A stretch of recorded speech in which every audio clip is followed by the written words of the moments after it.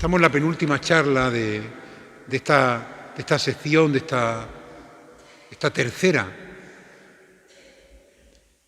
formación que lleva por título general, en este año concreto, Jesús, palabra del Padre, palabra de Dios, y que en concreto también está sirviendo como camino a la coronación canónica, formación, a la coronación canónica de nuestra patrona, la bendita imagen de Nuestra Señora del Carmen, que tenemos también la inmensa suerte de tenerla tan cerquita.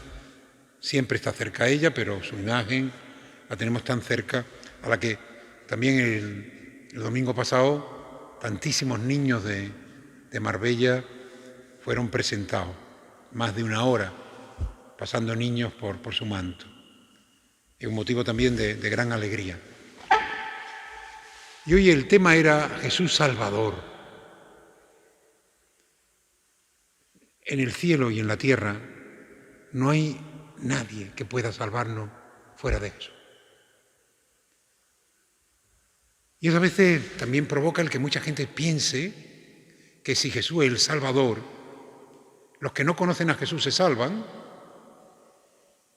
Pues en el capítulo 11 de la Lumen Gentium, que es la Constitución sobre la Iglesia del Concilio Vaticano II, los que ya tenemos una cierta edad sabemos que en los años 60 del siglo pasado la Iglesia hizo una gran revisión de sí mismo.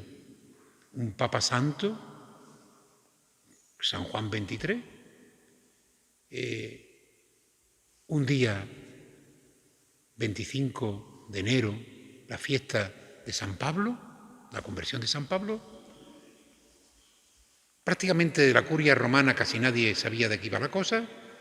Se fue a la Basílica de San Pablo extramuros. Es decir, la única basílica que está...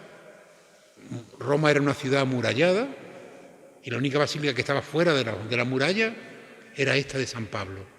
Y allí convocó el Concilio Ecuménico Vaticano II. Incluso el hecho de convocarlo en San Pablo, el gran apóstol de los gentiles, en esa basílica dedicada a él, y en una basílica que estaba fuera de las murallas de Roma, indicaba cuál iba a ser el tono de ese concilio. No se trataba, como en otras ocasiones, de poner orden, de anatemizar y a las personas que no piensan exactamente como nosotros, no. Era un concilio que quería responder a esa pregunta: Iglesia, ¿qué dices de ti misma? Y sobre todo, Iglesia servidora de la humanidad, servidora de Dios y servidora de la humanidad. Porque la Iglesia, como Juan el Bautista, está llamada a ser en medio del mundo como Él. Yo no soy el Señor. La Iglesia no salva. La Iglesia no es la que nos salva. Nos salva Jesucristo, el Hijo de Dios. El que se ha hecho hombre con nosotros para poder, como Dios y como hombre, ofrecerle a Dios el sacrificio por nuestros pecados. Y como dice la carta a los Hebreos, tiende una mano a Dios y otra a los hombres, y además se apiada de nosotros, porque Él se ha hecho hombre y conoce nuestra debilidad y nuestra fragilidad. Y no la conoce teóricamente, sino la conoce porque la ha vivido en sus propias carnes. Igual a nosotros en todo, menos en el pecado. Pasó por la tentación, pasó por el dolor, pasó por la dificultad, pasó por la persecución, pasó incluso por la muerte. Y murió de verdad. No es una película, es una realidad impresionante. Y por eso, el que se ha hecho solidario con nosotros y ha cargado nuestra debilidad y nuestros pecados sobre sus hombros, Él es el que nos puede salvar. No hay otro nombre sobre la tierra que pueda salvarnos que no sea Jesucristo. Y esa salvación suya no es solo para los que creemos en Él, le conocemos y le seguimos, sino también para tantísima gente que no le conoce, ni le pueden seguirle, ni saben nada de Él, pero viven en conciencia en el bien. Y dice el concilio en el Lumen Gentium, en el número 11, que por vía solo del Espíritu Santo, solo de Dios conocida, por vía solo de Dios conocida, el Espíritu Santo traerá la salvación de Jesucristo a tantas personas que no le conocen. Por lo tanto, Jesucristo, único Salvador, pero la salvación es universal para todos los hombres y mujeres que viven en puridad y en pureza de conciencia, que tratan de vivir y pasar por el mundo haciendo el bien, viviendo con bondad.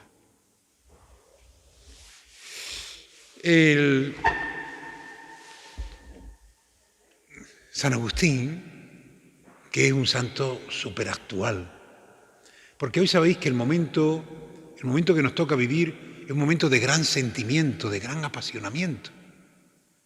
Hoy es más difícil pedirle a las personas que razonen frente al siglo XIX y la primera mitad del siglo XX, donde la razón se imponía. A partir del mayo del 68 comienza ahí una revolución de la que todavía aquellos polvos trajeron estos lodos, de la que todavía estamos viviendo, donde se dejó de un lado la razón para potenciar sobre todo y fundamentalmente el sentimiento. Y si hay alguien que haya sido capaz en el siglo V de nuestra era de poner en relación pensamiento y sentimiento, razón y corazón, es San Agustín. Ve a donde te lleve tu corazón. El siglo que nos toca vivir, este siglo XXI, ¿será religioso o no será en absoluto? Estas palabras las hemos escuchado muchas veces y se las han atribuido a muchísimas personas, queriendo reflejar con esta expresión la urgencia de un rearme espiritual de Occidente ante la inminente catástrofe que amenazaba su misma desaparición física. Daros cuenta que Occidente lleva en guerra prácticamente un siglo. Y ahora estamos viviendo otra guerra en Ucrania y en 15 sitios más, que le ha llegado al Papa a decir ahora en este viaje que ha hecho al Congo y a Sudán del Sur, que el mundo está viviendo una tercera guerra mundial a trozos. Pues Andrés Malraux, un teólogo, un filósofo francés, decía: a mí me han atribuido esta frase de que el siglo XXI o es religioso o no será, pero dice, yo no he dicho jamás tal cosa, entre otras cosas porque no tengo una bola para augurar lo que va a pasar mañana, ¿no? Porque del siglo XXI, decía, yo no sé nada. Lo que digo es más incierto. El siglo XXI necesita un acontecimiento espiritual a escala planetaria. No cabe duda, como repite hasta la saciedad el Papa Francisco, que nos hallamos en un momento de cambio. Pero es un cambio en todos los aspectos. Es un cambio incluso cultural. Estamos en otro momento de la historia. Como pasó entre la Edad Media y la Edad Moderna y la Edad Contemporánea, algo así. Y además una velocidad de vértigo. Ya el Concilio Vaticano hace más de 60 años reconocía en el número 4 de la Gaudium et Spes, antes me he referido a una constitución, la Lumen Gentium, la luz de los pueblos, referida a la Iglesia, La Gaudium et Spes, otra constitución de las 4 del Concilio Vaticano II, está dirigida a la relación de la Iglesia con el mundo. Y ya en el número 4 de la Gaudium et Spes, un documento hecho en los años 60 del siglo pasado, por lo tanto, más de 60 años, casi 70, dice: la humanidad vive un periodo nuevo de la historia. Y ese periodo nuevo de la historia no ha dejado de acelerarse en estos últimos decenios. Nos dirigimos a un tipo de sociedad cuyos contornos se van dibujando lentamente y que, a falta de un término mejor, deciden los que piensan, llamarla posmoderna. Pero tranquilo, no voy a hablar hoy de la posmodernidad, ni vamos a hacer aquí una reflexión filosófica, porque ni siquiera los que le dieron el nombre, Lyotard y Batineau, se ponen de acuerdo a describir los rasgos esenciales de esta nueva cultura, de esta nueva etapa de la historia que hemos venido en aceptar que se llame posmoderna. No sabemos si es una etapa cronológica, si es un juicio de valor. El caso es que de buen grado o de mal grado es un nuevo periodo de la historia de los hombres. La pregunta que surge inevitablemente es si en este escenario de lo que hemos venido a llamar la cultura posmoderna, el mundo posmoderno, hay sitio para la Iglesia, o si seguirá abriendo fe en este nuevo milenio. Yo no veo mucho las redes, pero de vez en cuando algo sí, entre otras cosas para ver lo que la gente piensa. ¿Y sabéis lo que más me preocupa a mí? No es tanto que haya mucha gente que diga barbaridades, que de todas las hay, y tonterías para rellenar, digamos, un tráiler. Lo que más me preocupa son los cristianos, los católicos, que ven en todo mal y viven agobiados, angustiados. Vamos, tú dices, bueno, ¿dónde está la esperanza? ¿Dónde está la parresía? ¿Dónde está la fe? Claro que hay dificultades en este mundo, claro que las cosas están muy complicadas, pero Jesús nos ha dicho, ánimo, que yo he vencido al mundo. Tampoco Jesús nos dijo que fuera fácil ser discípulo suyo, ni en el siglo I ni en el siglo XXI, pero que Él iba a estar con nosotros todos los días hasta el fin del mundo. Por eso no se le puede echar la culpa al Papa. El Papa no tiene la culpa de que el mundo sea complicado, de que haya guerra, de que haya divisiones, de que no nos entendamos, de este mundo global que tiene muchos valores, pero a la vez también muchos esclavos de la globalización. Porque cada uno de los pasos que va dando esta sociedad, que hemos venido a llamar posmoderna, tiene aspectos muy positivos, pero también, que porque esto no es el reino de los cielos, tiene también aspectos muy negativos.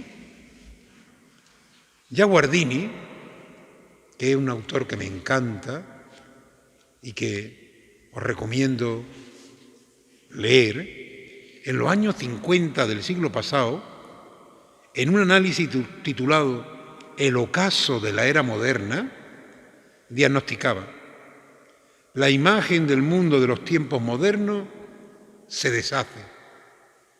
Aparece una nueva cultura no cristiana. ¿De qué tipo será la religiosidad de los tiempos que vienen? Se desarrollará un nuevo paganismo, pero de carácter distinto al primero. La soledad de la fe será terrible. Nuestra existencia se enfrenta a una opción absoluta con todas sus consecuencias, las más grandes posibilidades y los peligros más extremos. ¿Y qué es el paganismo? Pues el paganismo es una manera de vivir la vida, que no se enfrenta directamente ni va contra los religiosos, sino que lo asumen, entre otras muchas más cosas. Todo vale. Y cada vez escuchamos más a la gente que dice, no, yo soy creyente, pero a mi manera. Y es católico, y además es budista, y además es lo que quiera, todo vale. Una especie, digamos, de lo que se hace con la fruta, ¿verdad? Una Macedonia espiritual. Pues frente a un escenario que se perfila en el horizonte con rasgos cada vez más precisos, la actitud frecuente de muchos cristianos es aquella que el Papa San Juan XXIII denominaba profeta de desventura, quienes creen ver solo males y ruina en la situación de la sociedad actual. Repiten constantemente que nuestra época va de mal en peor en comparación con el pasado. Y dice San Juan XXIII, nosotros opinamos de manera muy diferente de esos profetas de calamidades, que propagan la desgracia como si fuera inminente la ruina del mundo. Parece que estas palabras son de hoy, ¿verdad? Pues las decía el Papa Juan XXIII en la apertura del Concilio Vaticano II, en el año 1962. Y ya San Agustín corregía a sus contemporáneos que se lamentaban de los tiempos que le había tocado vivir. Habían vivido muy cómodo. Los cristianos durante 3 siglos perseguidos, de pronto llega Constantino, su madre Helena y toda su familia, y se acaba la persecución. Y los cristianos no solamente ya no son perseguidos, sino que ellos ya adquieren un estatus genial. Eran los dueños del mundo, se habían casado con el imperio. Y mira tú por dónde. Claro, es que el que se casa, el cristiano, el creyente, que se casa con las cosas de este mundo, pronto se queda viudo, sin duda. ¿Por qué? Porque cuando más contentos estaban, más tranquilos, más felices, llegan los bárbaros, invaden el imperio romano y los cristianos dicen, otra vez a empezar de nuevo. Y San Agustín los calma y le dice, no, vienen los bárbaros, ¿qué es lo que hay que hacer? Vayamos a los bárbaros y evangelicemos. ¿Y cómo se evangeliza? Sirviendo y amando. No hay otra. Y fue lo que la Iglesia hizo en el siglo IV y en el siglo V. En vez de ponerse a la defensiva, ni en vez de ponerse a luchar contra los bárbaros, fue a ellos con todo el amor del que fue capaz y les ofreció el Evangelio.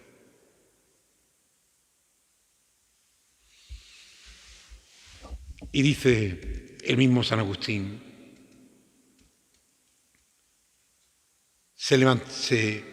los cristianos se lamentaban de los tiempos que le habían tocado vivir, de la invasión de los bárbaros, de la caída de un imperio, añoraban ese tiempo pasado. Y San Agustín les decía, en realidad juzgas que los tiempos pasados son buenos porque tú no lo has vivido. En el libro del Eclesiastés, con ese particular escepticismo que tiene el autor, afirma, no pregunte por qué los tiempos pasados eran mejores que los de ahora. Eso no lo pregunta una persona sabia. Y el cardenal Newman, ahora Beato Newman, decía que cada siglo es semejante a los otros, pero a los que lo viven les parece peor que todas las épocas precedentes. Y concluye diciendo, por lo que se refiere a la suerte del cristianismo, la causa de Cristo siempre está crucificada. No tiene sentido andar comparando los tiempos presentes con los pasados, ni medir a la generación actual con la anterior. ¿Sabéis lo que ocurre cuando hacemos esas medidas? Como ya lo hacemos nosotros, porque los jóvenes no hacen esa medida, la hacemos las más mayores, pues siempre tenemos la sensación, cuando hacemos esas comparaciones, que las cosas empeoran.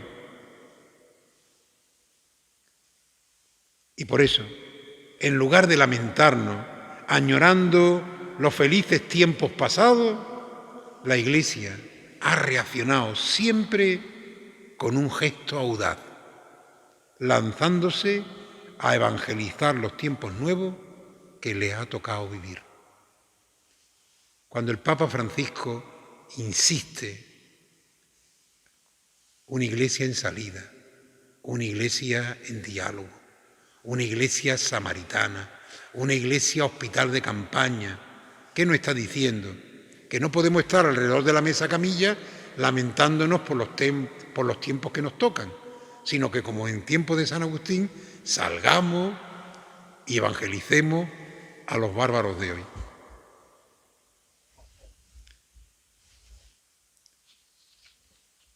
Hoy, la Iglesia está llamada a una actitud, la de siempre, la de Jesús, que salva dialogando, no salva imponiendo. ¿Os habéis dado cuenta? ¿Qué quiere que haga contigo? Jesús no llega y le dice, te curo, te expulso los demonios, te doy la luz, te resucito. No. Él siempre pregunta, ¿qué quiere que haga contigo? Señor, que vea. Señor, yo no soy digno de que entre en mi casa, pero una palabra tuya bastará para salvar a mi criado. Jesús, por favor, ven, que mi hija está muy mal. Y por el camino van y le dicen, oye, no vayas ya, que ha muerto. No ha muerto, está dormida. O Jesús se compadece de aquella viuda que acompañaba, viuda y pobre, que lo único que tenía era ese hijo al que llevan a enterrar. Y Jesús se compadece de las lágrimas de la viuda y ve y descubre que ella no va a ser capaz, porque es pobre, de pedirle nada, pero le está gritando de su pobreza. Niño, a ti te lo digo, levántate. O las lágrimas de Marta, su amiga, la de Betania, que le hacen también devolverle la vida a su amigo Lázaro. La salvación siempre es oferta. ¿Y quién la recibe mejor? ¿Y quién la desean más? Pues aquellos que menos tienen. Aquellos que confían en su poder, en su fama, en su riqueza, en su estatus. No necesitan. Creen ellos. Creemos nosotros, cuando nos situamos ahí, no necesitar salvación. Pero Jesús nunca le impone. Su salvación es oferta, es regalo. Por eso nosotros, en el Padre Nuestro, le pedimos siempre al Señor, venga a nosotros tu reino de paz, de justicia, de amor. Venga a nosotros tu reino. ¿Cómo entonces ofrecer la salvación? ¿Cómo entonces dialogar con los bárbaros de este momento histórico? Pablo VI, otro santo ya, ¿os habéis dado cuenta que todos los papas del siglo XX son santos o camino de? Algunos del siglo XXI ya también, como el caso de San Juan Pablo II, ¿no? Que es papa y San Juan Pablo I, que ya va también camino, ¿no? Pablo VI resumió la actitud que tenemos que tener como cristianos en su célebre discurso de la clausura del concilio. Antes me he referido a Juan XXIII, que lo comenzó con ese discurso diciendo: aquí hay gente que le encanta ser profeta de desventura. Pues yo no pacto con los profetas de desventura. Yo creo que la Iglesia no está para alarmar y para condenar, sino para transmitir y ofrecer la esperanza. Es muy bonito, porque tuvo mucha... Cuando ahora vemos que al Papa le pegan, ¿no? A Juan XXIII le pegaron, vamos, hasta en el carnet de identidad. Y hay un momento muy bonito en que los jóvenes y los miembros de la Acción Católica de Roma, una noche, porque había mucho movimiento contra, Y los movimientos contra que más duelen, no son los que hacen la gente de fuera, sino los de dentro. Es decir, no es lo mismo sufrir con la Iglesia que sufrir de la Iglesia. Cambia la cosa, ¿eh? Una preposición, mirad una preposición lo que es. Es decir, no es lo mismo sufrir con la Iglesia que sean los mismos de la Iglesia los que te hagan sufrir. Entonces ya el dolor es mucho más grande. Es decir, que te ataquen los que no son cristianos, pues bueno, es doloroso, pero asumible. Pero que te ataquen los de tu misma familia, eso es siempre más doloroso. Pues una tarde-noche, la Acción Católica de Roma hizo una peregrinación al Vaticano, un rosario de antorcha. Miles y miles y miles de personas. Y una cosa inédita, el Papa, Juan XXIII, se asoma a la ventana del Palacio Apostólico, de donde se hace el Ángelus los domingos, y hace una oración con ellos muy bonita y termina diciendo algo que es enternecedor. Dice, y ahora, cuando lleguéis a casa, darle un beso grande a vuestros hijos de parte del Papa. Es decir, ese es el Papa humano.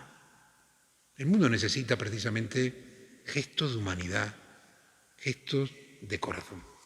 Pues Pablo VI resumió la actitud como la que hay que ofrecer esa salvación que el Señor nos ha dado, ¿cómo la ofrecemos nosotros a los demás? Pues esa actitud en su célebre discurso de clausura del concilio. Y dice, mirad qué bonito, la Iglesia se ha ocupado, sí, no solo de sí misma y de la relación que la une con Dios, sino del hombre tal y como se presenta. La religión del Dios que se ha hecho hombre se ha encontrado con la religión del hombre que se ha hecho Dios. ¿Qué ha sucedido? ¿Un desencuentro?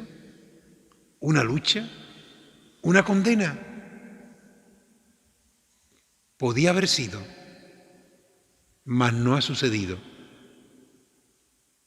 La antigua historia del samaritano ha sido el paradigma de la espiritualidad del concilio.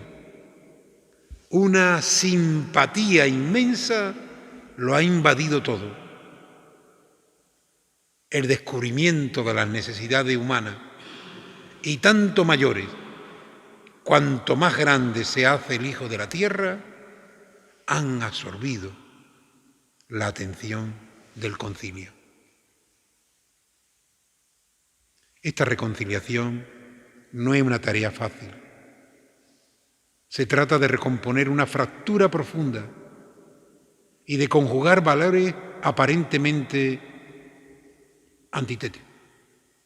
Libertad y verdad, ciencia y sabiduría, individualismo y solidaridad.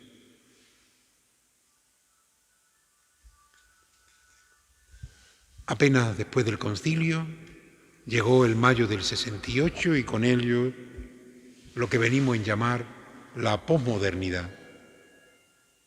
Y frente al hombre moderno, el hombre de la historia, que se siente inmerso y protagonista de una serie de acontecimientos, el hombre posmoderno,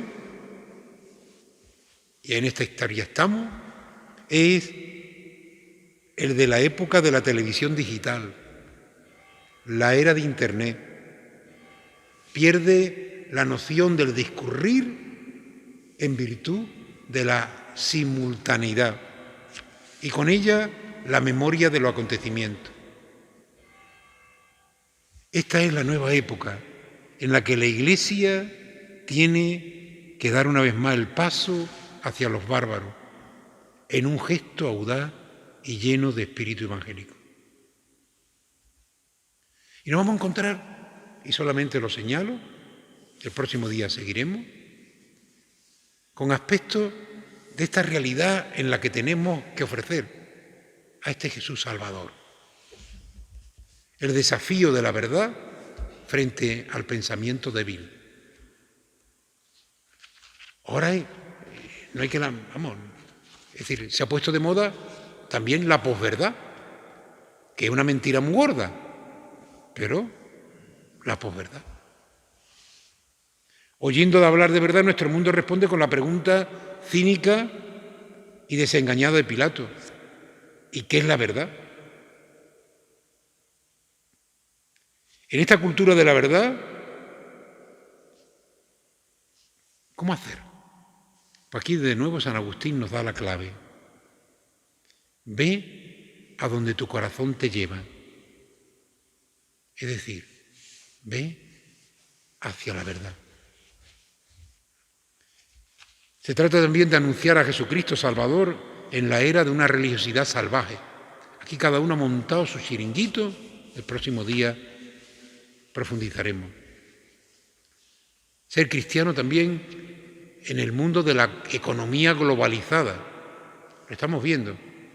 Aquí todo es China y nos referíamos todo. Aquí Putin cierra el grifo y la economía crola. La economía globalizada. Hay una dependencia impresionante de unos países con otros. Y aunque eso, la globalización ha traído cosas impresionantes, ¿cómo vamos a pensar que nuestros niños iban a estar trabajando en lugares tan lejanos como Australia, Nueva Zelanda? Es decir, el mundo se ha hecho muy chico. Se va a Nueva Zelanda como se coge el autobús para ir a la Cañada. Pero curiosamente, siendo eso algo extraordinario, Internet ha conseguido que nos podamos comunicar en tiempo real unos con otros en los lugares más lejanos. También la globalización ha traído también a los nuevos esclavos de esa globalización. Bueno, y un montón más de revoluciones. El tema es cómo adentrarnos en esos caminos. Pues aquí una vez más, lo que Pablo VI decía al final del concilio: una iglesia samaritana. Porque esta sociedad tan rica, tan autónoma, tan individualista, tan consumista, es curioso. El hombre consumista, lo que compra por la mañana, ya por la tarde se lo ha hecho viejo. No es como el doctor de la ley del que habla Jesús en el Evangelio, ¿no? Que saca del arca lo nuevo y lo viejo. Y todo vale. No. Yo compro por la mañana algo que es lo más novedoso y por la tarde ya no me sirve porque ya ha salido algo más novedoso todavía, ¿no? Bueno, pero ¿cuál es? Pues este mundo así, tan perfecto y tan maravilloso, va dejando muchos heridos al borde del camino. Mucha gente huérfana. ¿Qué tiene que hacer la Iglesia? ¿Condenar? No. Como el buen samaritano. Ir a los apaleados y a los desechados y a los que se quedan al borde del camino, recogerlo y curarlo. Eso seguiremos hablando el próximo día.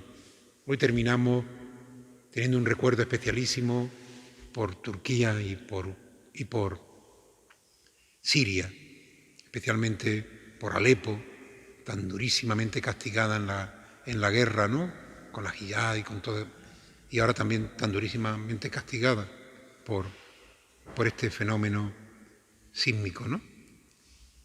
Vamos a pedirle a la Virgen que ya como madre haga crecer en nosotros la fraternidad y la solidaridad. A ella, bajo la vocación de la Virgen del Carmen, saludamos. Dios te salve María, llena eres de gracia, el Señor es contigo. Bendita tú eres entre todas las mujeres y bendito es el fruto de tu vientre, Jesús. Santa María, Madre de Dios, ruega por nosotros pecadores, ahora y en la hora de nuestra muerte. Amén. Y lo que os decía al principio, lo repito ahora al final. Hay que daros la medalla al mérito, el que queráis, y cada uno se apunte el mérito que le venga mejor, porque con el día de hoy pensábamos que no íbamos a encontrar solo, y además ha habido aquí un grupillo. La próxima semana terminaremos ya con la 14ª charla formativa de esta tercera época. Amén.